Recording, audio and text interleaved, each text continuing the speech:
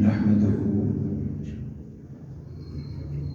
ونصلي ونسلم على رسوله الكريم أما بعد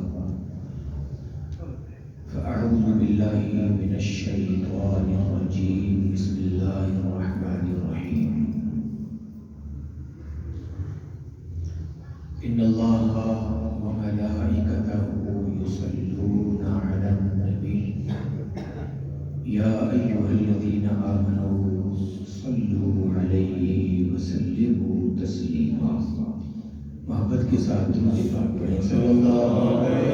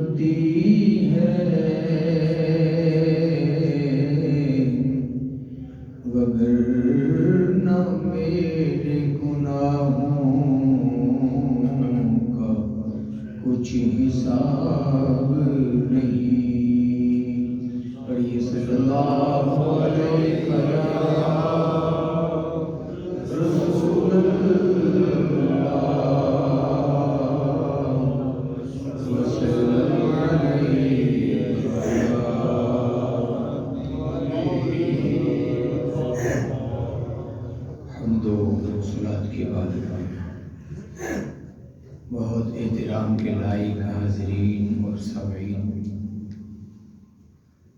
سورہ مریم کا مطالعہ ہم کر رہے ہیں۔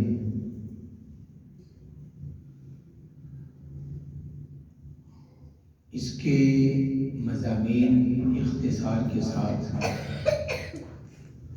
بیان کرنے کا سلسلہ جاری ہے۔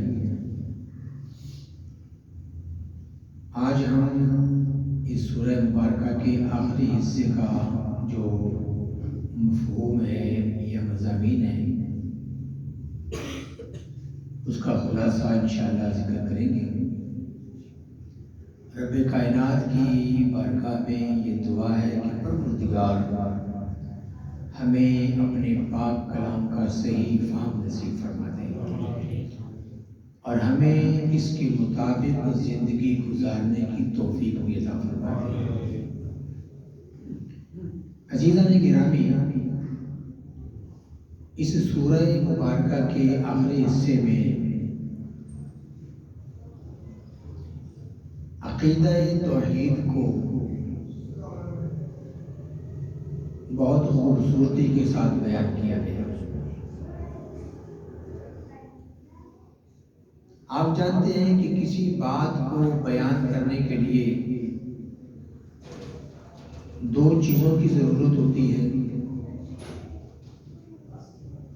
ایک اس کے لیے نقلی دلائل اور دوسرے اس بات کو منوانے کے لیے عقلی دلائل۔ آپ جو دعویٰ کرتے ہیں، جس بات کو بیان کرتے ہیں، وہ خالی بیان کرنے سے معتبر نہیں ہوتی جب تک اس کے ساتھ دلیل نہ ہو۔ پوری دنیا کا قانون ہے، کہیں بھی آپ کوئی بات کریں تو سننے والا اس کے لیے دلیل مانگتا ہے کہ آپ کی اس بات پہ دلیل کیا ہے۔ لہذا قرآن مجید فرقان حمید نے اس بات کو ہمیشہ باور کرایا کہ جب بھی وہ کوئی بات بیان کرتا ہے تو اس کی دلیل انسانوں کو بتاتا ہے تاکہ انسان اس بات پہ غور کر کے کسی نتیجے پر پہنچ سکے۔ مثال کے طور پر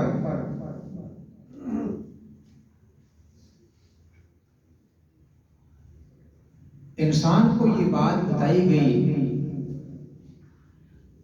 کہ مرنے کے بعد انسان نے دوبارہ زندہ ہونا ہے، یہ ایک دعویٰ ہے۔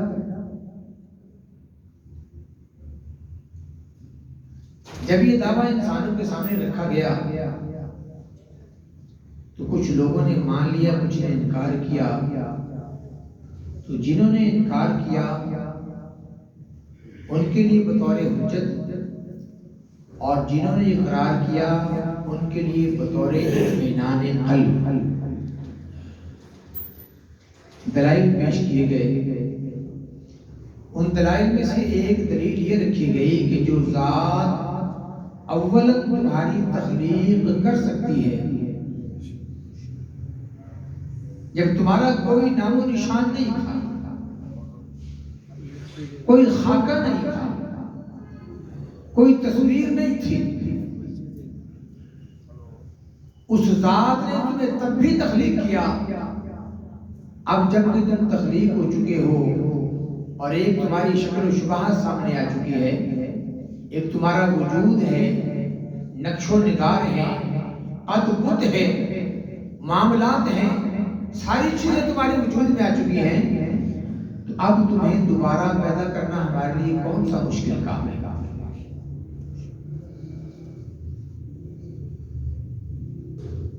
تو آج کے اس آخری حصے کے اندر سورہ مریم کے اسی بات پہ زیادہ زور دیا گیا ہے کہ عقیدے کی بات کو سمجھایا گیا اور ان لوگوں کو یہ بات باور کرائی گئی کہ دیکھو یہ جو تمہارے غلط نظریات ہیں اور غلط عقائد ہیں، اس کا نقصان تمہیں دنیا میں بھی اٹھانا پڑے گا اور آخرت میں بھی اٹھانا پڑے گا۔ یاد رہے، عقیدہ ایک بیج ہے جس سے درخت پیدا ہوتا ہے اور اس پر جو انسان اعمال انجام دیتا ہے اس کے پھل پھول ہوتے ہیں۔ انسان کی ساری زندگی اس عقیدے کے گرد گھومتی ہے جو انسان کے ذہن کے اندر بیٹھ چکا ہے۔ اس کے تمام اعمال اسی عقیدے کے مطابق ہوتے ہیں، اس کے تمام کام اسی کے مطابق سر انجام پاتے ہیں۔ تو عقیدہ بنیاد ہے، لہذا شریعت مطہرہ نے عقیدے کی درستگی پر بہت زیادہ زور دیا ہے۔ جتنے انبیاء دنیا میں تشریف لائے اور جتنی کتابیں نازل ہوئی، سب کے اندر بنیادی طور پہ سب سے پہلی چیز انسان کے عقیدے کو درست کرنا ہے۔ آپ بھی سن لیں اور یاد دہانی کے طور پر کہ ہم مسلمان ہیں، یہ دعویٰ ہے، اور مسلمان ہونے کے ناطے ہم کیا کیا مانتے ہیں؟ سب سے پہلی بات، اللہ پر بلا شرکت غیر ہم ایمان رکھتے ہیں۔ کوئی اللہ میں شریک نہیں ہے، کوئی اس کا حصہ دار نہیں ہے، کوئی اس کا ساجی نہیں ہے، کوئی اس کی ہیلپ کرنے والا نہیں ہے، وہ خود مختار ہے اور اپنے معاملات خود انجام دینے پر قادر ہے۔ نہ اس کی ذات میں کوئی شریک ہے اور نہ اس کی صفات میں کوئی شریک ہے۔ یہ نظریہ اور یہ بات عقیدہ توحید کہلاتی ہے کہ اللہ کو اس کی ذات و صفات میں ایک ماننا اور ایک جاننا، اسی عقیدہ توحید کہتے ہیں۔ قرآن پاک کو آپ مطالعہ کریں، قرآن پاک نے اس حوالے سے بڑی تفصیلی بات فرمائی ہے اور بڑا تفصیل کے ساتھ انسان کو بات سمجھائی ہے کہ اللہ کے سوا کوئی الہ نہیں ہے، کوئی معبود نہیں ہے، اللہ ہی وہ ذات ہے جو معبود حقیقی ہے، اس کے علاوہ کوئی معبود بننے کا اہل نہیں ہے۔ اور اللہ ہی وہ ذات ہے جو اس کائنات کو بنانے والا بھی ہے، اور اللہ ہی وہ ذات ہے جو اس کائنات کو چلانے والا بھی ہے، اور اللہ ہی وہ ذات ہے جو اس کائنات کو قائم رکھنے والا بھی ہے۔ انسانوں کے اندر خرابی کیا پیدا ہوئی؟ حضرت گرامی، انسان اپنی حماقت کی وجہ سے اکثر اوقات بھٹکتا رہا، اور بھٹکنے کے نتیجے میں کبھی اس نے سورج کو خدا مان لیا، کبھی چاند کو خدا مان لیا، کبھی ستاروں کی پوجا کرنے لگا، کبھی ہواؤں کو معبود بنا بیٹھا، کبھی دریاؤں کو، کبھی آگ کو خدا بنا بیٹھا، اور کبھی اپنے جیسے انسانوں کو خدا بنا بیٹھا۔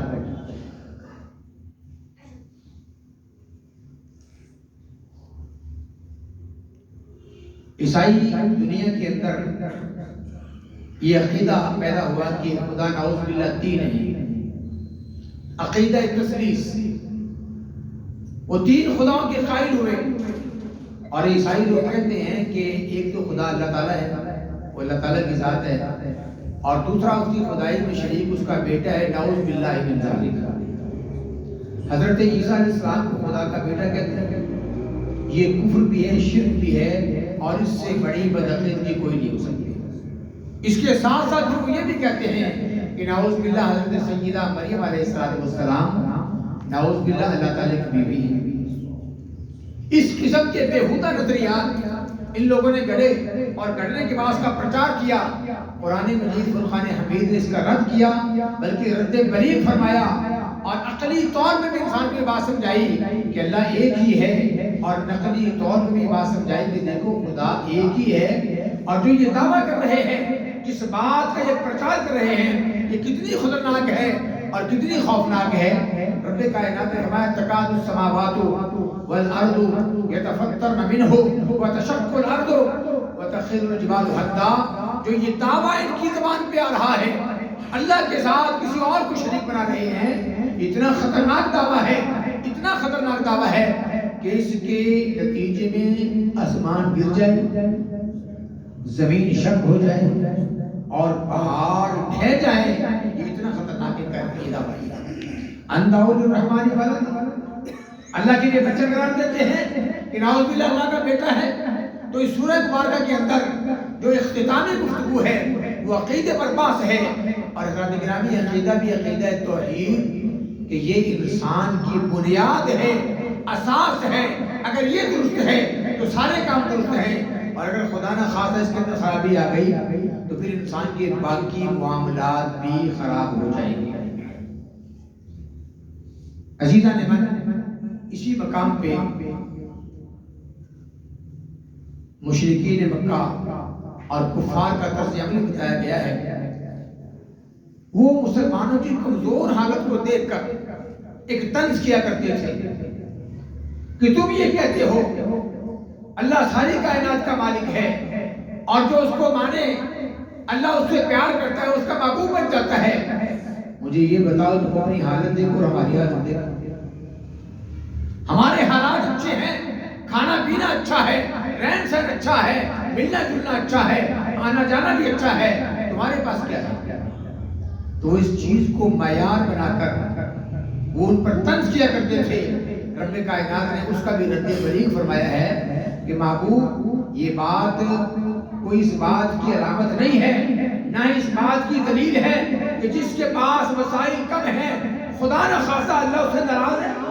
ایسی بات نہیں ہے، اور نہ یہ اس بات کی دلیل ہے کہ جس کے پاس وسائل کی بھرمار ہے اللہ اس سے راضی ہے۔ یہ اللہ کی تقسیم ہے. نظام دنیا کو چلانے کے لیے اس نے جو سلسلہ بنایا وہ حکمت پہ مبنی ہے. کسی کو زیادہ دیتا ہے, کسی کو تھوڑا دیتا ہے. اب اس کے پیچھے حکمت کیا ہے یہ قادر مطلق جانتا ہے. لیکن یہ بات ہرگز نہیں ہے کہ کوئی انسان اس بات کو وسیلہ بنا کر یا اس بات کو دعویٰ دلیل بنا کر یہ کہے کہ میرے پاس وسائل کی بھرمار ہے, لہٰذا میں ہی اللہ کا محبوب پسندیدہ ہوں. رب کائنات نے فرمایا کہ میرے محبوب یہ چند دن کی زندگی ہے, اس کے بعد حقائق سامنے آئیں گے کہ اس کی بارگاہ میں محبوب کون ہے. یاد رہے قیامت کا دن جو ہوگا اس میں جو غریب لوگ ہوں گے, کمزور لوگ ہوں گے, حضرات گرامی وہ عمرا سے 500 سال پہلے جنت کے اندر چلے جائیں گے. اور حدیث پاک میں یہ بھی سنیے اور اپنا ایمان تازہ کیجئے کہ نبی پاک علیہ السلام نے فرمایا جو اللہ کے دیے ہوئے تھوڑے رزق پہ راضی ہو جاتا ہے, اللہ کے دیے ہوئے تھوڑے رزق پہ راضی ہو جاتا ہے, اللہ اس کے تھوڑے عمل سے راضی ہو جاتا ہے. لوگ حساب و کتاب کو مبتلا ہوں گے اور یہ جنت کے مزے لوٹ رہے ہوں گے. دنیا ایک مسافر خانہ ہے اور مسافر خانے کے اندر زندگی کیسی ہونی چاہیے. حضرات گرامی ہر مسافر جس نے سفر کیا ہوا ہے وہ خوب اس بات کو جان سکتا ہے کہ مسافر کا اثاثہ کتنا ہوتا ہے, مسافر کا بود و باش کیسی ہوتی ہے, اس کے معاملات کیسے ہوتے ہیں. تو دنیا کو مسافر خانہ قرار دیا گیا. عزیزان من, تو اس مقام پہ رب کائنات نے تردید فرمائی کہ دیکھو ایسا سوچنا اور ایسا سمجھنا یہ کوئی عقل مندی نہیں ہے, یہ اللہ کی تقسیم ہے, اللہ کا نظام ہے کہ کس کو کتنا دینا ہے, اس سے کیا کام لینا ہے. اسی مقام پہ ایک بڑا خوبصورت جملہ ہے اور ایمان تازہ کرنے والا ہے. اور وہ حضرات گرامی کہ جو لوگ ایمان کے بعد اعمال صالح اختیار کرتے ہیں اور نیکی کو بنا لیتے ہیں, رب نے فرمایا کہ اللہ ان کی محبت لوگوں کے دلوں میں ڈال دیتا ہے. ہم بہت سے جتن کرتے ہیں اپنے آپ کو منوانے کے لیے کہ یار میری بات بن جائے, لوگ مجھے چاہت کریں, مجھ سے پیار کریں, میری جانب متوجہ ہوں. لیکن رب نے کیا فرمایا, طریقہ کیا بتا دیا, فرمایا جو طریقے تم اختیار کرتے ہو وہ طریقے پراپر نہیں ہیں. طریقہ وہی ہے جو اللہ نے بتایا ہے. اور وہ طریقہ کیا بتایا کہ ان الذین آمنوا وعملوا الصالحات سیجعل لهم الرحمن ودا. جو لوگ ایمان لے آئے اور ایمان لانے کے بعد انہوں نے نیک اعمال اختیار کر لیے, نیک اعمال اختیار کر لیے. میں بھی چاہتا ہوں کہ میرے نام پہ ڈنکا بجے, لوگ مجھے اچھے لفظوں میں یاد کریں. آپ کا بھی ذہن یہ ذہن ہوگا کہ لوگ اچھے لفظوں میں یاد کریں, مرنے کے بعد بھی یاد رکھا جائے. تو طریقہ بتا دیا, فرمایا ایمان لانے کے بعد نیک اعمال کو اختیار کر لیں تو اللہ آپ کی محبت لوگوں کے دل میں ڈال دے گا, آپ کی محبت لوگوں کے دل میں ڈال دے گا. حضرات گرامی حدیث پاک میں آتا ہے جب کوئی بندہ نیکی کو اختیار کرتا ہے اور وہ فرائض کے ساتھ ساتھ نوافل کا بھی اہتمام کرتا ہے تو رب کی بارگاہ میں قریب قریب قریب ہوتا چلا جاتا ہے. گویا وہ سٹیپس ہیں, وہ سیڑھیاں ہیں جو وہ چڑھ رہا ہے, وہ مدارج ہیں جو وہ طے کر رہا ہے اور چلتے چلتے مقام قرب میں پہنچ جاتا ہے.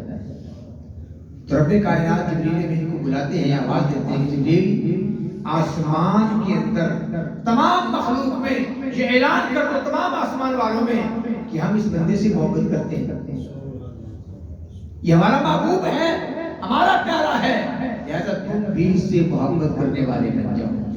تو پہلا اعلان آسمان میں ہوتا ہے, آسمان والے اس انسان سے محبت کرنے لگتے ہیں. اور اس کے بعد اگر دنیا والے دنیا کے اندر اعلان کیا جاتا ہے تو حضرات گرامی دنیا والے بھی اس انسان سے محبت کرنے لگتے ہیں.